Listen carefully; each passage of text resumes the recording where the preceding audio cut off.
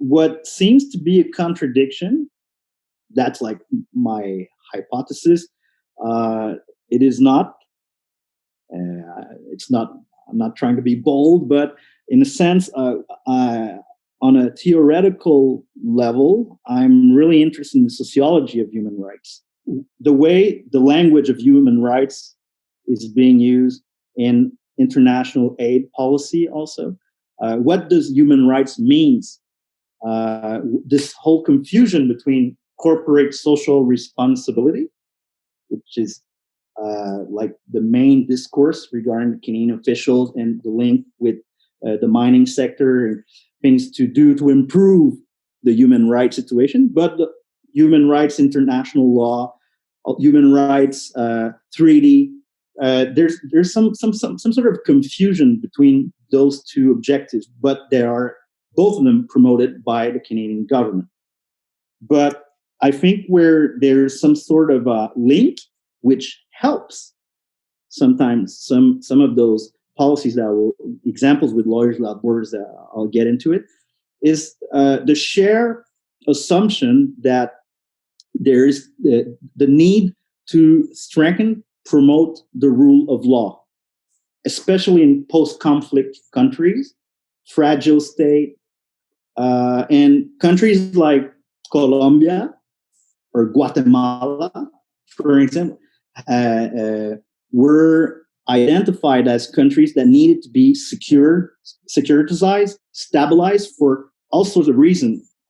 Therefore, for the regarding the promotion of the rule of law, I believe at the same time it's not like altruistic motive necessarily, because it's in the interest of Canadian business that the country in which you will invest, that there's some sort of transparency or rule of law, so it's better for business. But at the same time, when there's a country who was known for massive corruption, human rights violation, the absence of a rule of law is a problem. So it's something that helps on both sides, but therefore it depends on the way the actors understand the notion of human rights. So I'm really interested in the language of human rights and the various interpretation. So for the ombudsman, the corporate ombudsman for corporate social responsibility,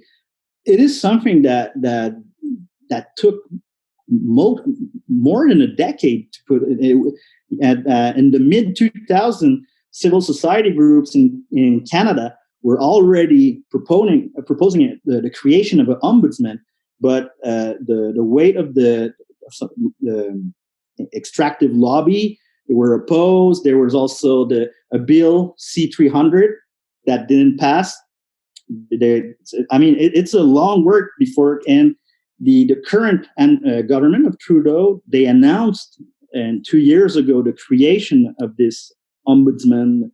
What are the powers of this ombudsman? What can she do?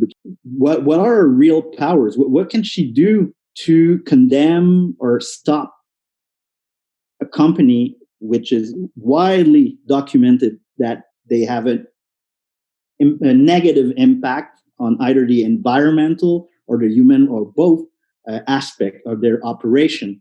I'm not pessimist in the sense that it's good that for at least it is created. It is there for 5 years because it was created by a decree. So that she's there for 5 years, and she seems to have more power in initiatives than the previous CSR counselor that existed prior to that. But since it's all they're beginning their operations since last year, we haven't seen it. And right now with the pandemic, it's a real that's a Machiavellian perspective, but it's a good way to put forward those issues and talk about the COVID, but it's something that's really important, but that's put aside right now because it's not like the big priority. But it is there for at least 4 or 5 years. So I believe for students, researchers, it is important to use those tools, use this institution to, I don't know, just to increase awareness